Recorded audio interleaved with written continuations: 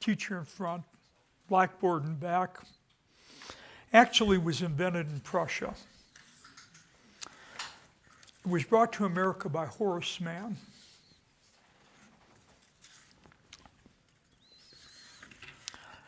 And if you think about what's happened 180 years since that model was brought here, not a whole lot has changed. The biggest change has been, instead of a blackboard, you now have a whiteboard with marker pens. Students still sit in rows, facing the front of the classroom, where a teacher delivers the same instruction to all students. Now what happens? The ones in the middle get it. The ones, the bottom third, sort of don't get it, and the ones top third are bored. That approach was the best we could have done with what we had in the 1800s and even the early 1900s. And we were then preparing everyone for industrial jobs. But consider students today. They've grown up with iPhones, iPads, PlayStations. They're computer whizzes by the time they enter kindergarten. You know, it's absurd when you think about it that students today, the most technology adept generation, learn from the same tattered textbooks their parents and grandparents used 50 or 100 years ago. How we learn needs to keep pace with how we live. There's a quiet revolution brewing in a handful of classrooms across America. I predict that personalized learning, which enables every student to learn at his or her own pace and allows teachers to individually engage students, is a wave of the future. Not every student learns in the same way. Some learn better in small groups. Others excel when they work individually. And there are those that benefit most from one-on-one instruction from a teacher. Yet teachers have been expected to deliver the same lesson plan to all students at the same time in the same way. With personalized learning, the use of data enables teachers to determine how a student learns best and at what skill level, so she or he can tailor the instruction to the individual. Personalized learning, which allows every student to learn at his or her own pace, enables teachers to tailor instruction to every student, is now the Broad Foundation's highest investment priority. Because we believe it has the power to revolutionize how students learn.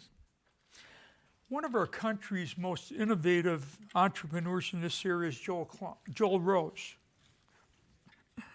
Joel's been involved in education for more than 15 years. He started as a 5th grade teacher in Houston and served a number of senior roles at Edison schools. He joined the New York City Department of Education, became Chief Executive for Human Capital. It was in New York that his innovative spirit kicked into gear, and he became CEO of the School of One, which is a math initiative that uses a mix of live, collaborative, and online instruction to provide students with instruction customized to their unique academic needs and learning styles. School of One was named one of Time Magazine's 50 best inventions in 2009. The results were remarkable. Middle school students who participated in the program learned twice as fast as students in traditional math classes. So Joel, the entrepreneur, asked the question, why can't an idea that works in one city be expanded to reach more students in more cities? Joel is doing just that as the co-founder and CEO of New Classroom's Innovative Partners. He created New Classrooms to deliver a classroom in a box to school districts looking for ways to adopt technology to drive student achievement. New Classrooms operates 10 schools at the New York City Department of Education, Chicago Public Schools, and Perth Amboy Public Schools in New Jersey. In the 2013-14 school year, they plan to operate 42 schools, serving almost 19,000 students. Our foundations worked with Joel for a number of years when he attended our Superintendent's Academy and were early funders of School One and now new classrooms.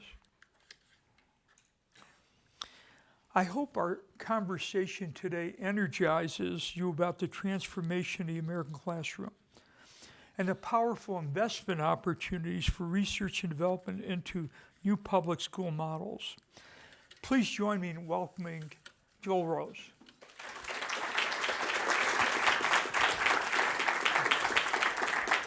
Thank you, Eli, for that generous, warm introduction and for your and Edie's leadership throughout the education reform movement over the last several years. We would be in a completely different place were it not for that. I'm a former teacher. I taught 5th grade in Houston, Texas from 1992 to 1995. And those of you who've taught elementary school might know that you spend a lot of time with the same kids each day. And I did the math once, and I realized that I think I spent more time with those kids in a year than sometimes spend with my own kids today. And I was curious to know what happened to the kids who I taught. What happened to that level of investment? So I went back to Houston 7 years later, 3 years in a row, to sit through a whole bunch of high school graduations. I tracked down about 60% of them. Some I saw walk across the stage quite proudly. Others didn't.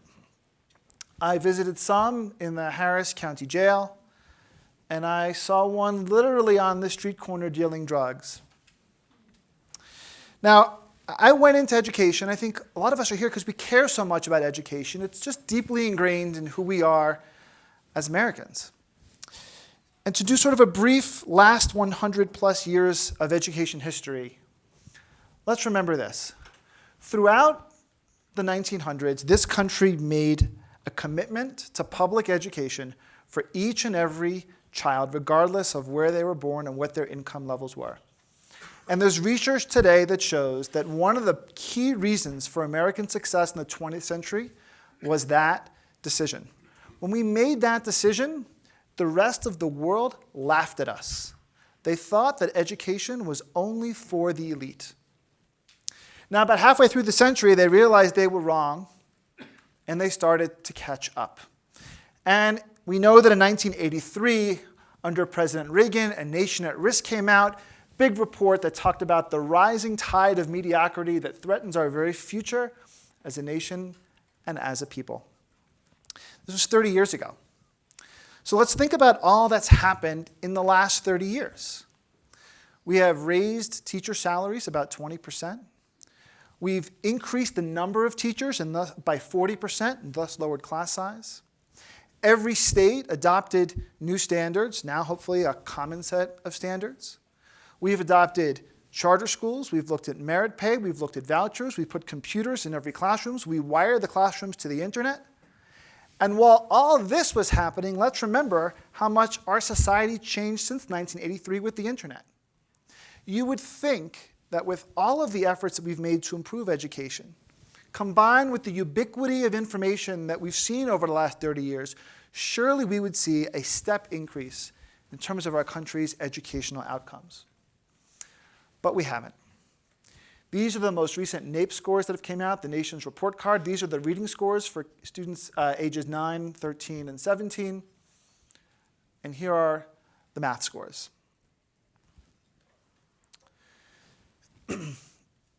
We know this doesn't work for so many of our kids. Certainly doesn't work for kids at the bottom. Only 9% of low-income students graduate today with a 4-year degree. But nor, surprisingly for some, does this work for kids at the top. If you are a parent of the average student in the Beverly Hills School District, you might be happy to know that your child performs better than 76% of all the students in California. But if you decided to pick up and move anywhere into Canada, your child will be performing about average. And if you picked up and moved again and moved to Singapore, your child will be at the 37th percentile. He might need some remedial work. So it's not like this is just a problem for low-income students. Nor is it like teachers are happy. I mean, we've put a lot into education. Data shows that 40% of teachers today consider themselves disheartened. Teaching is a pretty hard job. Doing it disheartens, not very easy at all. So we know this model isn't working for our country, isn't working for teachers. What is it, though, that we do know today? Well, the last 30 years, particularly given accountability and testing, has provided an explosion in data for research. And researchers have been able to study nearly every program, intervention, everything that we could possibly do. And the punchline of the last 30 years of research is that nothing matters more than the quality of the teacher. This came out of the New York Times. Two of the top researchers from Harvard and one from Columbia actually looked at data called value-added data on teacher effectiveness and found correlative life outcomes between good teachers and lower rates of teen pregnancy, higher rates of college matriculation, and higher earnings. Over a 10-year period, a good teacher can mean more than $2.5 million in total earnings to students who she taught. So we know a good teacher really matters. And it was with this knowledge that I went to go work for Joel Klein in the New York City Department of Education to oversee human capital, to say, what can we do to bring and retain the best teachers? We wanted to recruit, retain, remediate, and in some cases remove, which is what we thought were the 4 R's of basic human capital management. And so for inspiration, we took our HR team to go visit the HR departments of IBM and of GE to see what does first-class human capital management actually look like. How do you do the 4 R's? And we were reflecting on that. We realized, you know what? They talked about a 5th R that we had never talked about. The 5th R was role. Are you putting people in a job where they can be as successful as you need them to be? That's an interesting question. So we went back to our data people, and we said, we have all this value-added data, but it compares teachers. You can see one third-grade teacher versus another third-grade teacher under similar circumstances. Who's better? But let's ask the question objectively.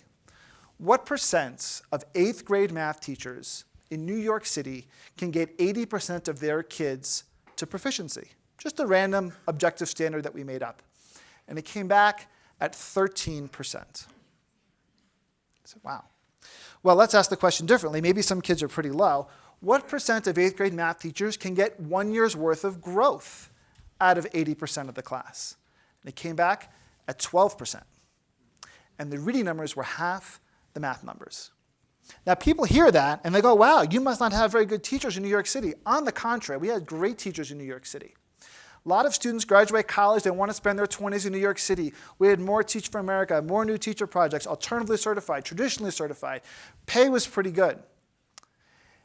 If that's what we're seeing in those circumstances, there's something wrong with the job. The job is too hard. Now, a lot of people like to say this in the era of accountability, but it's true. We can talk about accountability when you've got 70%, 80% doing the job you need, and then we're sort of talking about the margins. When you're at 12 and 13%, that's on us. Have we really structured this job in a way that's doable? Why are we structured this way to begin with? Well, as Eli said, some of it goes back to this guy, Horace Mann. So Horace Mann grows up at a time in Massachusetts where there's this tremendous tension between Catholics and Protestants. And he makes it his life's mission to create a more tolerant, civilized society. So for inspiration, he gets on a boat with his wife and he goes to Prussia, where he sees this. 1 teacher and about 30 kids in a room. And he goes, aha, I've seen it. I've seen the future. That's what we need in Massachusetts because that's what will teach Protestant kids and Catholic kids to coexist. That's the problem he was trying to solve. This becomes the blueprint for how we do K-12 the way we do K-12 today. Think about that, 1843. We've evolved a little bit since then. We've gone from the stagecoach to the jet airplane. We've gone from the telegraph to the smartphone. antiquated medicine to high-tech medical equipment, but the Horace Mann vision lives on. We have not changed it. Why? Well, one reason is because we haven't tried. We haven't invested in research and development. I know this may be a little bit hard to see, but this is about where we invest in R&D in this country. The top line are pharmaceuticals. Below that, semiconductors. Guess what the one at the very, very bottom is? Education. And as small as that sliver is, what I can promise you is well over 99% of it is on the R. There's nothing on the D. We don't do D in education. We just do the same old, and then study it and study it and study it and study it. If we were to try something different, perhaps what we would try to do is solve what we think is the key design flaw in the Horace Mann model, something he probably didn't think about back in 1843, which is how hard it is for any teacher to differentiate learning in a classroom. In my class, I had one student who was shy, who hated to work in groups, but who loved technology. One who wanted lots of attention, hated to handwrite. One was out of the country for 3 years and not in any school. One read books that were 3 years ahead, but did not want to look like a nerd. One played hours of video games every night instead of doing homework. One, a talented artist who needed to see things visually. One who was 2 years ahead in math, a year behind in reading. One who loved to apply math concepts to sports. And this was just 10 kids out of 25. And if you teach middle school, that's one class period out of 5. How do we possibly expect any one teacher to personalize learning given the realities of what we know we see in today's classrooms? And so the core idea, the core innovation that we've worked on is we've said, we know that kids are all different. They have different learning styles, different strengths, different interests. And we also know in the 21st century, there's lots of ways to learn. You can learn from a teacher, maybe the best way, but it's not the only way. You can learn from software. You can learn from your peers. You can learn from books. You can learn collaboratively. You can learn with virtual tutors located anywhere around the world. The challenge, of course, is how do you make this connection? We can't expect any one teacher every single day to figure out what is the right lesson for this student and what is the right lesson for that student. But if we use technology in new and interesting ways, perhaps we can make these connections. Perhaps we can find ways to operationalize personalized learning in ways that make the job of the teacher more doable. And if we do that, we can move from a model that looks like this, which is what we're all familiar with, where what a student learns each day is based on what's in the textbook on that day, what's in the curriculum, to a model that looks like this. Because in this model, we can now teach different things to different kids at different times. And in doing so, by contemporaneously teaching multiple things, we can personalize learning. So all these students up at the top, with a teacher, they can only learn one thing. Teacher's only human. Each student working at the small tables can learn something different. All the students working with virtual tutors in the bottom right can learn something different. And so what School of One was, and now what Teach to One is, I'll talk a little bit about that in a moment, is integrating multiple approaches to instruction, what we call modalities, all into one single learning environment in order to enable personalization. Here's how we do it. We start with data. We want to know about each student. We administer an assessment at the beginning, surveys of the student, sometimes their parent, the previous year's teacher, to get a profile of each student. What do they know? What do they not know? How do they like to learn? And what are some of their interests? That's one side of that sideways hourglass. And then what we've done at this point is we've looked at 50,000 middle school math lessons, from which we chose what we think are the very best 12,000. Some of those lessons are lessons delivered by teachers. Some of them are collaborative, some are independent, some are virtual. And we put data about all of those lessons in our system. This is a lesson from Pearson, teaches kids how to add fractions, takes 29 minutes, great for kids who like music. And so now we have all this data about each student, and we have all this data about all these lessons. And the question is, what do you do with all of that data? Here's what we don't do. We don't say to the teachers, hey, good news, we have all this data. Good luck trying to figure out what to do tomorrow, which unfortunately is what often happens when we think about hybrid models. What we've done instead is we've created something we call the learning algorithm. And the best way to explain it is to think about what happens when you go to the airport. There are weather problems in different cities, certain planes only fit at certain gates. The technology organizes all of this for us. We just look up at the monitor and we see the status of our flight and we see our gate. It's the same concept here. Our algorithm takes all the data about each student, all the data about all the lessons, and with that creates a unique schedule for each student each day based on the lessons that are most likely to be successful for each one. And then at the end of every single day, students take an online assessment. And with the data that we get from that assessment, we are able to do 4 things. Number 1, we determine whether the student is ready to move on to the next skill on her playlist. If she does well, she moves on. If not, she gets the same skill but in a different way the next day. 2, we update the profile. So just like Amazon learns more about who we are as consumers every time we shop online, we learn more about each learner. That initial survey was probably only half right. We can continue to tweak that as we get more information about what's working for each one. 3rd, we go back to the content partners and we say, wow, publisher A, your decimals lesson is doing great. Your fractions lesson's not so much.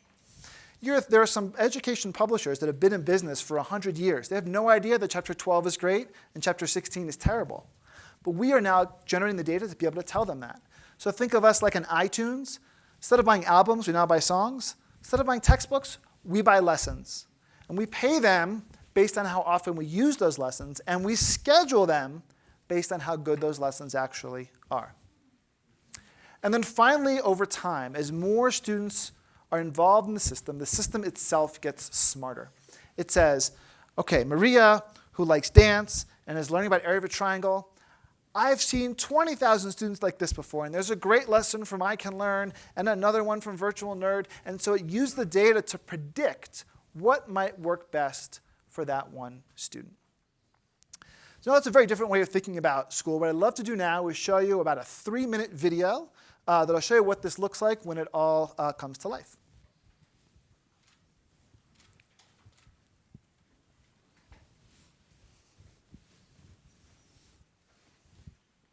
What we see in lots of urban schools is a wide variety.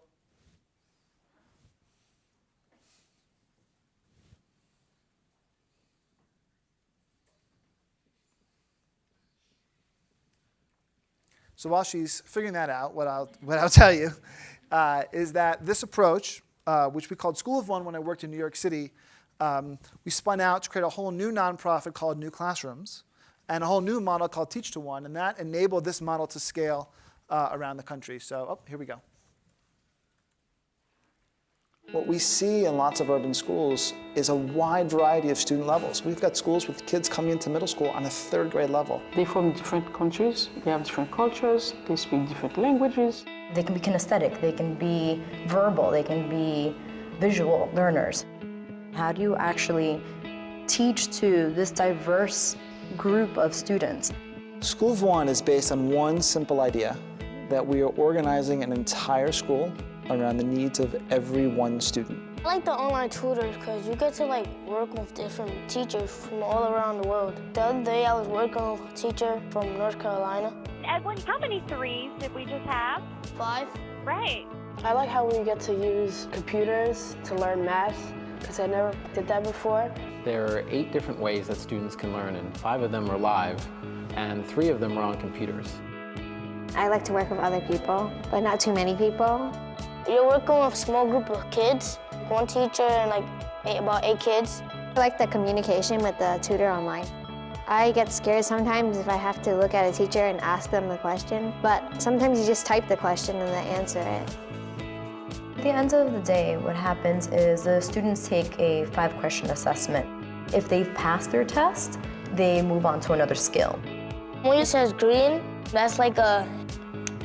When you have a yellow, you kind of have a down phase because you're kind of sad and you want to achieve more because you know you could do better. When you get red on your modality, you're like, ah! If they have not passed the test, then the algorithm figures out a new way to teach the student that specific skill.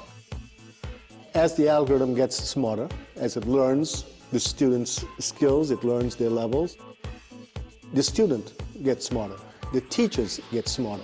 We all grow at the same time. One of the main ideas of School of One is to have technology take a lot off teachers' plate so they can focus on doing what they came into this profession to do. The algorithm allows us to teach. It allows us to do what we are trained to do. It allows us to do what the Department of Education has invested in us. School of One is making me the amazing teacher that I always wanted to be. And I'm grateful for that. One of the teachers overheard a student say to another student, "I am smart. I'm not stupid." It had made her wonder, how long has this one student been harboring the belief that she was stupid? And the only thing that was really stupid was the way we were teaching her. Any one of these children can grow up to be anything they want to be. President of the United States, a teacher like me. But because of circumstances of birth, they don't have the opportunity. And the School of One gives them that opportunity. It levels the playing field. I love my teacher. I love the algorithm. I love when a parent comes in and says, "What are you doing here?" Because my daughter is doing all sorts of wild math. I'm a lot better student now. It really helps me learn faster. I love when I see a kid excited about this one connection that was just made. I love School of One. Every student in New York City is waiting for School of One. So hopefully you saw a new space, a new environment, a new way of sort of thinking about how we do school.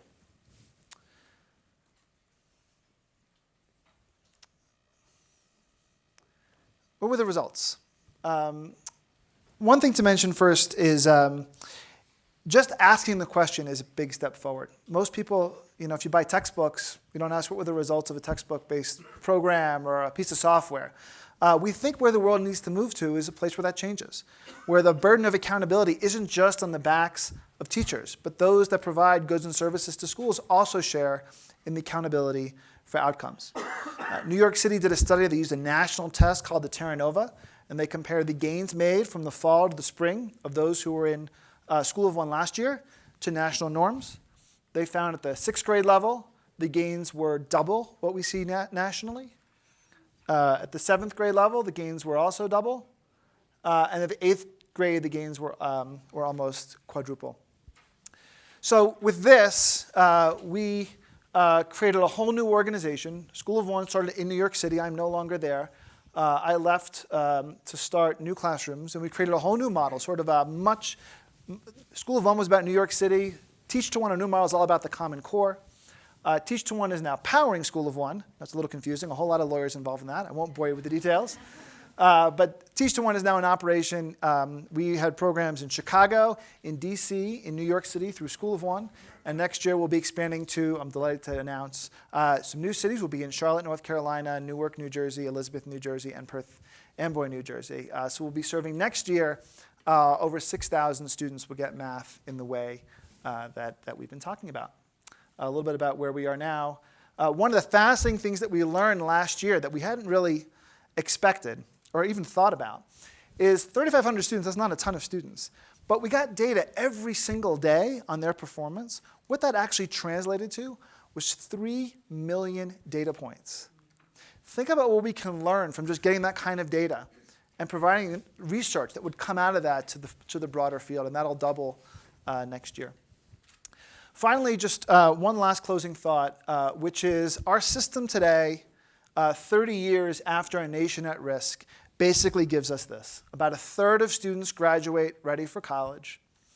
A third in the blue need remediation for college level work. That's what the Common Core is about. And a third drop out.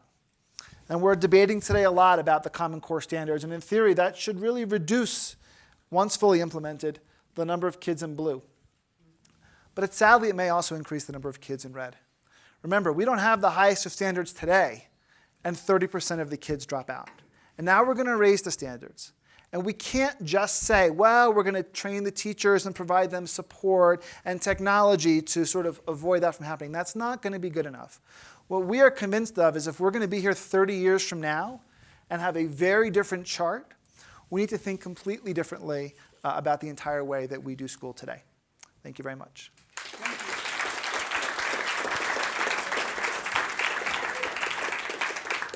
Joel, the New York City Department of Education is the largest school system in the country. What did it take to get the School of One up and running? The most important thing was the school's chancellor, Joel Klein. I talked to him about this idea. He really liked it, and he pushed the whole organization out of the way and said, we'll do whatever it takes to get this off the ground. And we found courageous principals that said that they were excited by the idea and they wanted to sort of help figure it out. Teachers on the front line. I mean, this was not as baked as it is today. It was nothing like that. The first 2 weeks were an unmitigated disaster. I got more dirty looks from teachers than you can ever want or imagine. But we learned from that. Every day we got better and better and better. And I think were it not for that leadership at all levels of New York City, this wouldn't have gotten off the ground. What were the results of School One that convinced you that this can be scaled? Well, I think it was really after we started off as a summer school program. A great time to do innovation is in the summer. And we gave all the students the same assessment in the fall and the spring. And the statisticians in New York City could compare the gains. And they said that the gains blew out of the water what you would have otherwise expected. And I think what we knew at that point was not only was this going to work, but it was that was the floor, because the content only gets better, the algorithms only get better, the training only gets better. So we were confident it was going to work, but even more confident in the upside that we saw in the model itself. What is the appetite of traditional public school districts for innovation? In many cases, innovation starts in charter schools. Yeah, my experience has been that school districts and schools are really thirsty for new ways of doing school. I mean, the job of teaching is just really hard. We're about to make it harder with the Common Core standards. I spend a lot of my time in schools in the earliest stages trying to find schools that would be the good partners for us. And we walk them through what we do. We try to convince them they don't want to work with us because we knock down their walls and they get a schedule every day. I'd say about 70% of the time the schools say, no, this is exactly the kind of innovation that we're looking for. The job is just so hard, and I think particularly in an era of accountability where school leaders are accountable for outcomes and teachers are accountable for outcomes, these sorts of models are very much what they're looking for. So long as, and this is an important qualifier, so long as you've thought through the details of how this gets operationalized in the classroom. You can't just say to the teachers, here's a whole bunch of laptops and a whole bunch of software, good luck. And that's unfortunately what happens often. But we think through everything, not only the technology, but where are kids going to put their backpacks, and what if there's a substitute teacher, and how will homework work, and how will classwork get graded, and all of those details we work through. Teachers can override those decisions, it's their classroom, but I think they've appreciated having thought through the logistics of all this, which really is what makes this much more palatable for them. Your program is really a middle school math program. Can the approach be used to teach other subjects? Yeah, so just to be clear, we started in middle school and just in math, and we work in traditional district schools, charter schools. We don't run the whole school. Schools, instead of working with the traditional math textbook, they work with us. And we want to just get this right. So between School of One and Teach to One, we've put several $1 million into getting this math model right. I think within the next year, we'll start the R&D on a new subject area.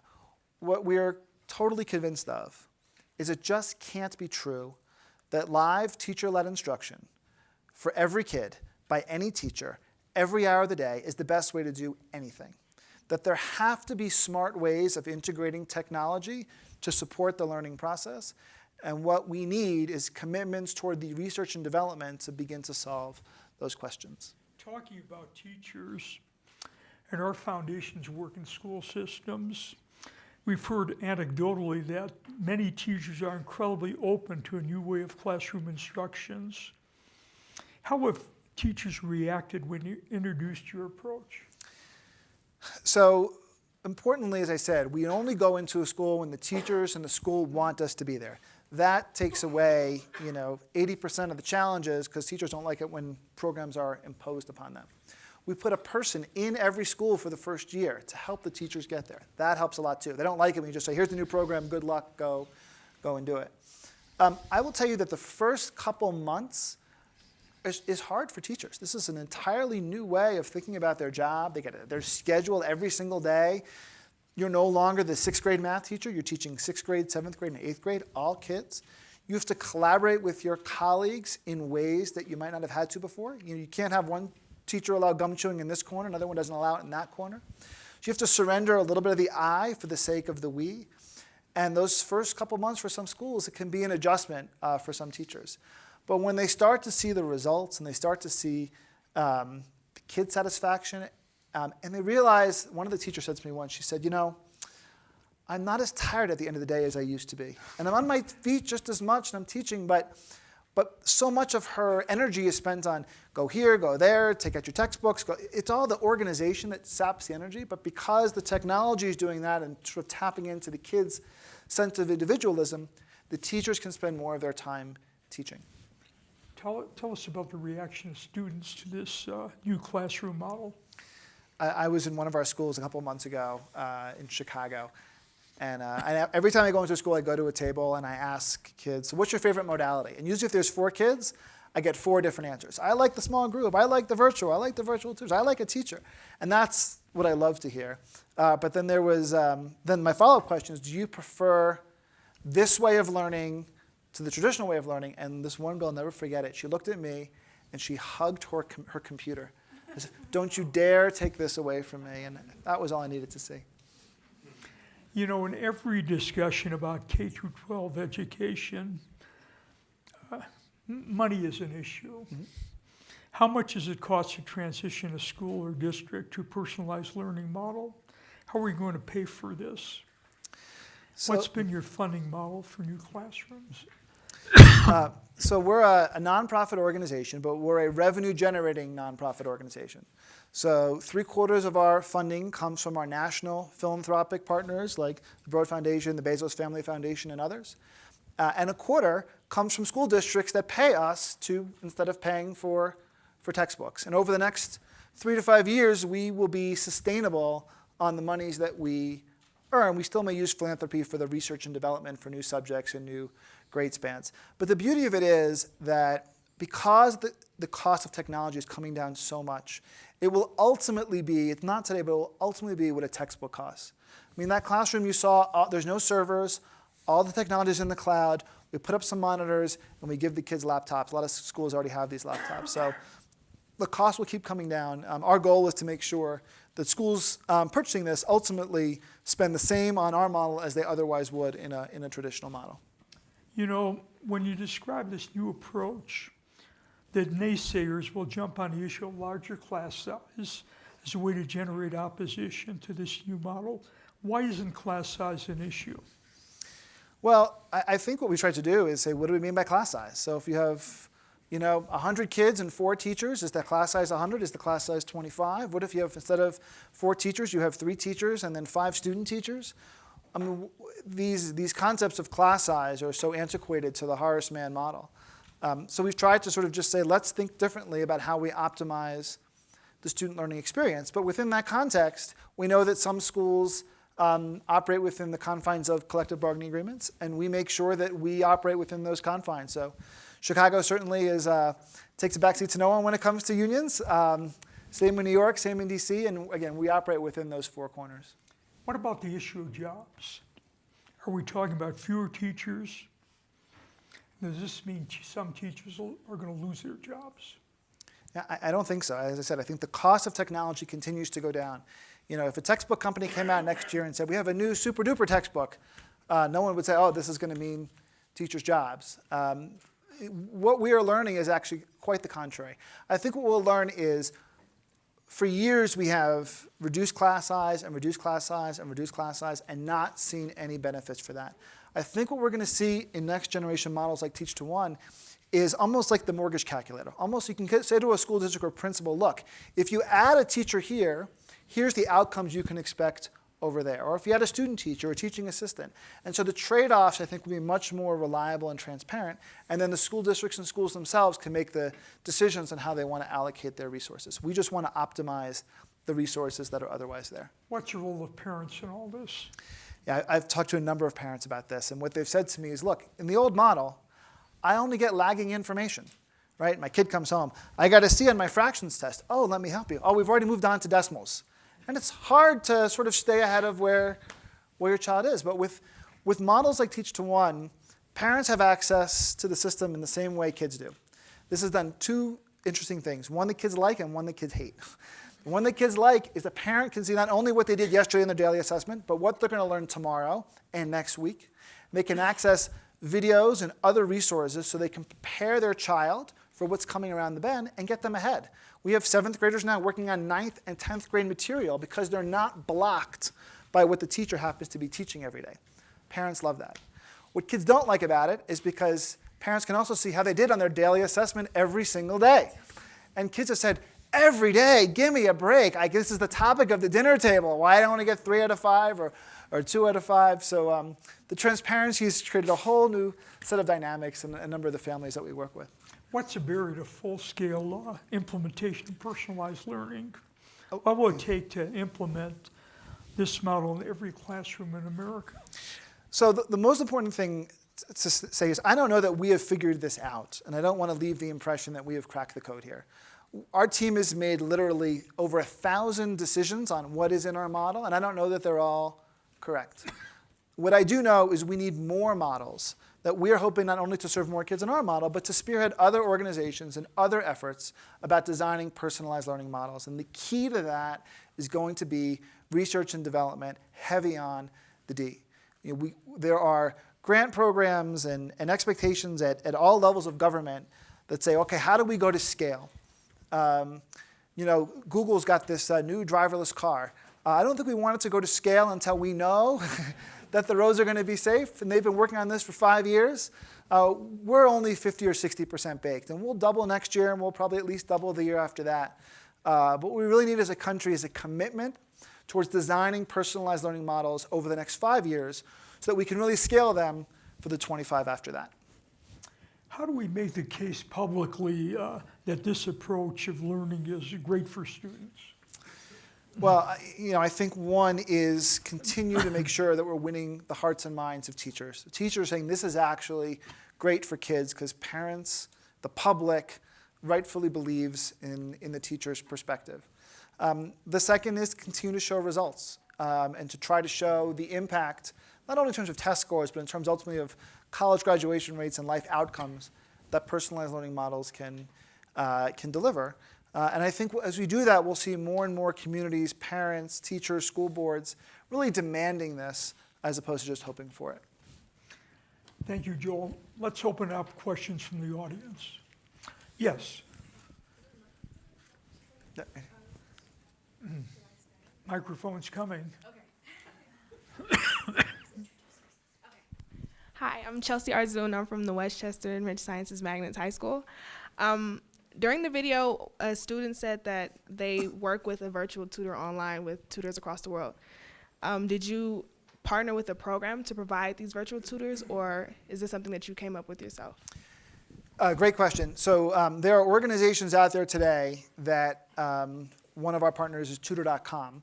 And so they have sort of on-demand tutoring that's made available to the public as a paid service. So anyone who, they don't understand their homework, they go to Tutor.com, they can click on it and a virtual tutor will work with them. So we basically just partnered with them and said, as long as you have these tutors and this technology out there, why don't we actually bring it into the regular school day? Yes.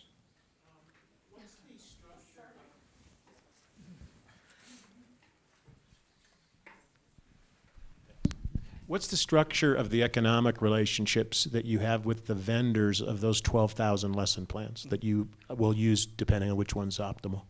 Typically, we pay them on a per-use basis, a nickel, a dime, whatever the sort of payment terms are. But they say, here's our 200 lessons. And we look at it and we say, okay, thanks. We looked at all of them very carefully. We only want to be able to schedule these 80. And then we'll work with them on how those get assigned every day so that when students log in, the lesson comes right up. And then we give them a report, or they give us a report either way on how often they were used, and then we multiply that by the per use. Yes, ma'am. Hi, Joel. My name is Terry Kane. I'm with Summit 54. And I was just wondering two things quickly. Can any school right now adopt your program, or how do schools contact you or districts to implement? And then second, what have you seen in schools where they are using your math program, and how does that impact the rest of the school and how they do the rest of their programming? So on the first one, we will begin to explore our next wave of partnership schools for the fall of 2014, later this summer, early fall. So we'll probably expand by another 2 or 3 cities, and are very eager to find the right partners for that. In terms of the impact on the rest of the school, this is only anecdotal. I can tell you in one school, the social studies teacher said, we have to do our own version of this. What's our version of how do we make social studies personalized? Maybe we don't have an algorithm, but we can still do more than we could otherwise do. A number of principals have said one of the best parts of working with an organization like ours is it is helpfully provocative. It gets the rest of these subject areas to think about how this impacts learning across the board. But in all candor, there's other schools where the math department and English department have always been completely separate silos, and there's no impact at all. So it just sort of depends on the culture of the school itself.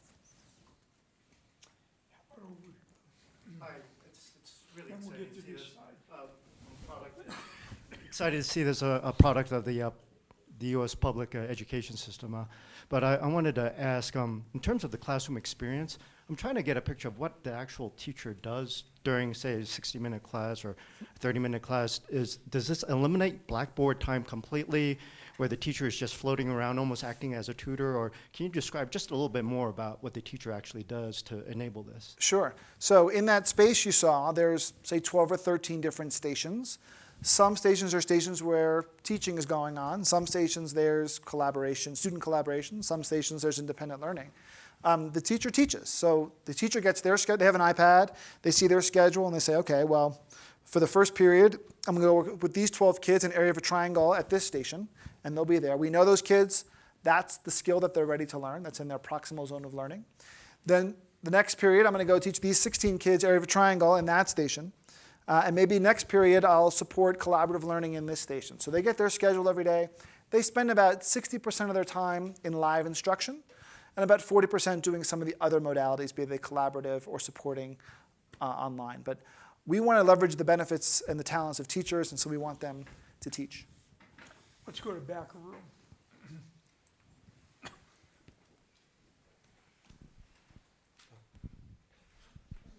Thank you.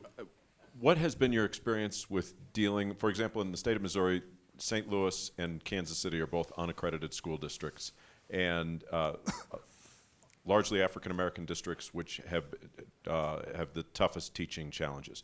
What has been your experience with going into the toughest schools, and when you go into an urban district, how many schools do you like to onboard with at a time? Do you try and take on the whole middle school system at once, or do you say, no, we'll start with 3 or 4? So we work in schools of all kinds. We're in Anacostia, D.C., and in Austin and Chicago, in different parts of Brooklyn. Our experience is every school is different. And in some schools where there's more of a behavior problem, we have to have a little bit more of a presence to support the classroom management. In other schools, it's less so. But one thing we've learned over the last year is every school is different, and we have to figure out how our model gets incorporated into the DNA of each school to make this effective. In terms of when we enter into a new city, we generally like to start with either 2 or 4 schools. Make sure we do those. Make sure we have the right schools. Make sure we do a good job on the implementation, and then that usually gives. There's sort of the early adopter schools, the teachers that say we really want to be pioneers in this. Bring it on. But a lot of them are like, I want to go and see it first and touch it first, and then I'll be a fast follower. And so if we find the right set of schools to begin with, we think that will sort of bring on more after that. Let's go back row. Duke Ryder, Arizona State University. And by the way, we're doing exactly the same thing with freshmen at the university, because nothing's a greater indication of whether they're going to persist and graduate than their first math course. It's proven to be the primary thing we do. But if you have people moving at a different pace, where do they go when they finish up? Because we're finding that we're changing the complete calendar, throwing out classroom hours, semesters, years of seat time. Somebody's moved quickly. How are you accommodating them when they've now exhausted that system? Because they're ready to go. Yeah. They're all fired up. Yeah, so I mentioned we work with middle school kids, so grades 6 to 8. Our content actually starts at the 3rd grade and goes all the way up into the 10th grade. So we always want to make sure that we have more content. And And when we were first starting, there was Nellie. She was really good. And she was flying through the system, and our coders were trying to keep up with her. We were afraid that she was going to, had Nellie today. She passed her assessment. Oh, no. So, but now, because of Nellie, we've been pushed to the max that no one's passed us quite yet.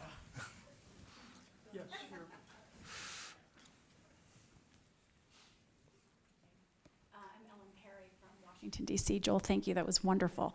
So last evening, I heard Paul Tuff talk about how in our enthusiasm for test scores, we have in our schools lost attention to character trait development.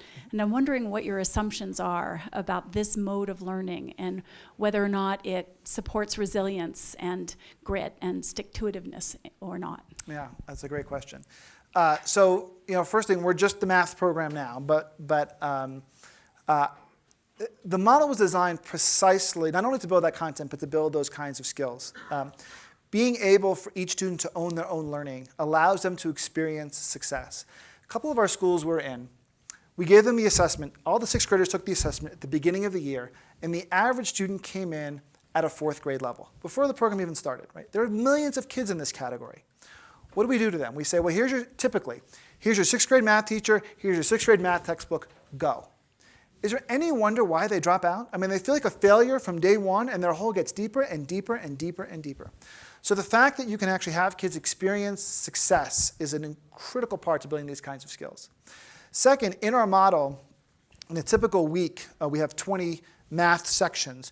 2 of them are reserved for character building, grit building, that aren't sort of math content specific, but there's actually explicit instruction around building these kinds of sort of non-cognitive skills.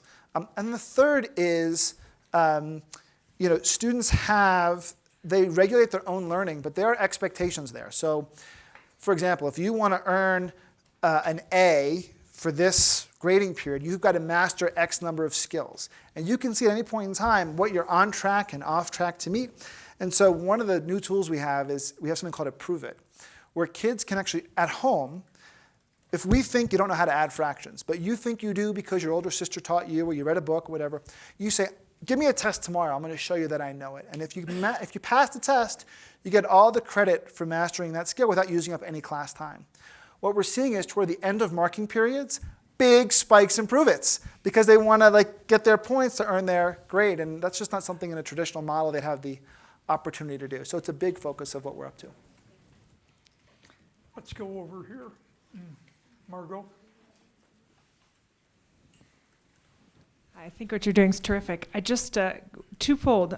Do you see any, as you bring this full scale, any political obstacles? Are the unions a big obstacle at all for you? And then as you grow it, do teacher jobs stay the same, increase, decrease, and kind of how does artificial intelligence kind of fit into how you see things as it grows? So the union's been great. One of Randy's top deputies is on our advisory board. They've come out to visit these programs. I mean, they're big fans of innovation. They know how unhappy teachers are today. We're working with the existing staff and the existing structure, operating within the existing rules. So now that doesn't mean as we get bigger, we may have some debates about what is class size in some of the existing structures. But so far, we haven't had any issues. Your other question was about jobs?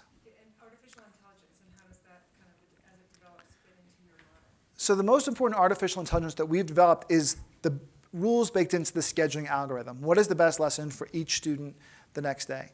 And I think what we're learning is that is, again, different at every school, different for every teacher.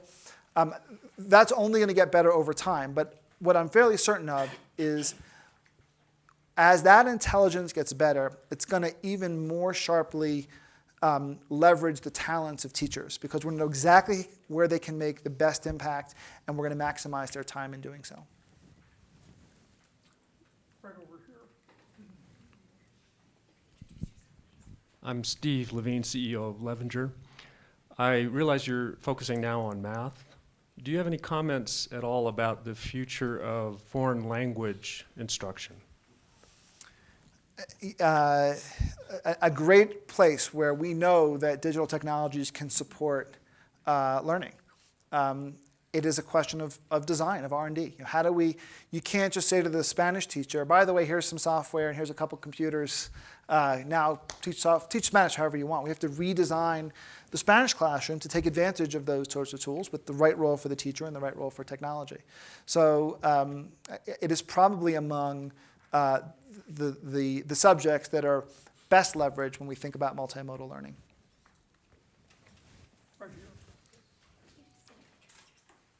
Okay, I'm Jordan. I also go to Westchester. So my question is, if the kids have this in middle school and this is the way they're learning, and you only have this in middle school, what do they do in high school when they can't learn this way?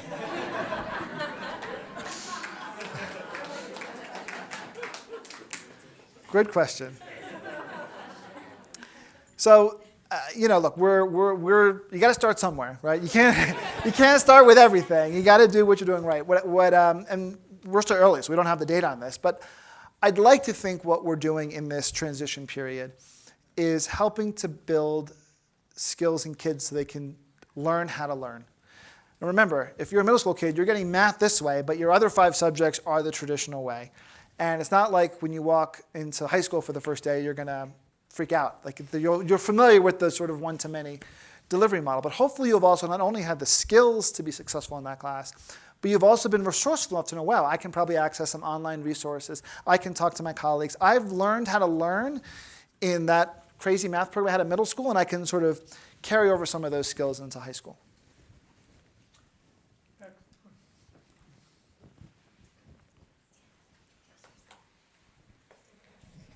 Certainly, many of the younger children in junior high school have the skills to learn this way. But what is your training program for your 55-year-old teacher who really does not have those skills to teach virtually or using the computer?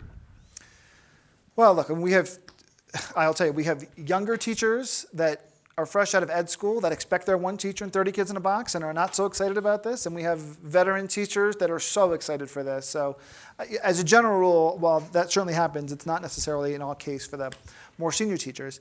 That said, there are certainly teachers that are a little bit more technophobic. But we've just tried to make it easy. You get your iPad, you click here for your schedule, and it tells you where to go, who you're going to teach, and what you're going to teach them. It's not quite a remote control, but it's certainly, you don't need any computer code or anything for that. And we've tried to take the guesswork out. Again, we put there's a teacher I'm thinking about in one of our schools who had never used email. And we have a person in the school, and he coached her through how to access it and what to click on. And after a couple months, she's got it. So what happens in schools, whether it's with technology or new programs, or I fear in some cases with the Common Core, is teachers will go to the training, they'll nod their head, then they'll go back into their classroom, they'll shut their door, and they'll do whatever they're going to do. And that's what happens. One of the beauties of next generation models is you don't have that escape hatch, right? There are 9 kids coming to the Bronx Zoo tomorrow at 11 o'clock, learn area of a triangle, and they're expecting Mr. Smith to be there with a lesson ready. And he can't say, I want to put a video on today. And that environment really, I think, helps to sort of push the agenda forward. We have time for 1 or 2 more questions. Yes.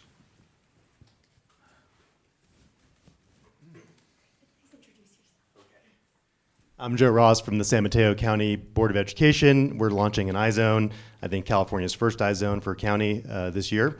So I hope you're there. The question I have is, as we think about other subjects, is how hard was it to get all these content providers to set up systems where their data came into your system? Because what we've heard from Rocketship and others is that there's silos, and it's really hard to integrate the data where the school and the teachers are in control, because all the content providers want to be in control. And it seems like that wouldn't work with your system. So this was where it was helpful to be part of New York City Schools at the beginning, because we call all the publishers and say, hey, we're calling from New York City Schools. We got this crazy idea. New York City Schools, yes, of course, we'd be happy to. And they see 1 million kids and a $23 billion budget. And that's a very different proposition than if you're a small charter school where it's a lot of work for the providers and not necessarily a lot of benefit. So it was helpful. I don't know if we could have done it had we not been there. We're out of time. Joel, thank you so much. Thank you.